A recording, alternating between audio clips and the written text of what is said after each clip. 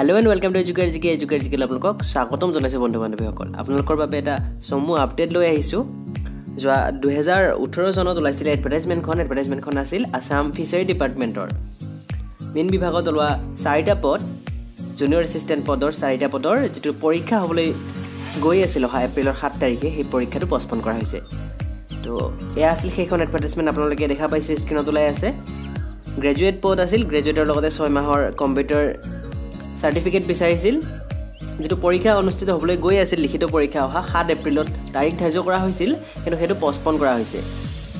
বন্ধু বান্ধৱীসকল এইখনে হৈছে সেই নটিছখন আজি পাবলিশ হৈছে আৰু ইয়াতে স্পষ্টভাৱে উল্লেখ আছে যে যেটো ডিৰেক্টৰেট অফ ফিচাৰিজৰ অধীনত জুনিয়ৰ এসিস্ট্যান্ট পদৰ পৰীক্ষা অনুষ্ঠিত হ'বলৈ গৈ আছিল অহা 7 এপ্ৰিল তাৰিখে হেয়া পষ্টপন কৰা হৈছে।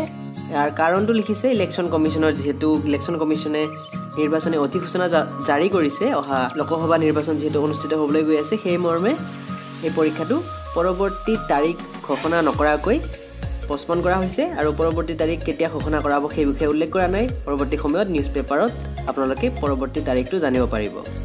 সো বন্ধু বান্ধৱীসকল এই শৰ্ট আপডেটটো যদি আপোনালোকে ভাল পাইছে ভিডিঅ'টো লাইক কমেন্ট আৰু শেয়াৰ কৰিবলৈ নাপাহৰিব আৰু এতিয়ালৈকে যদি আমাৰ এই চেনেলটো সাবস্ক্ৰাইব কৰা নাই আশা কৰিছো সাবস্ক্ৰাইব কৰি ল'ব। ভিডিঅ'টো ইমানতে শেষ কৰিছো। ধন্যবাদ।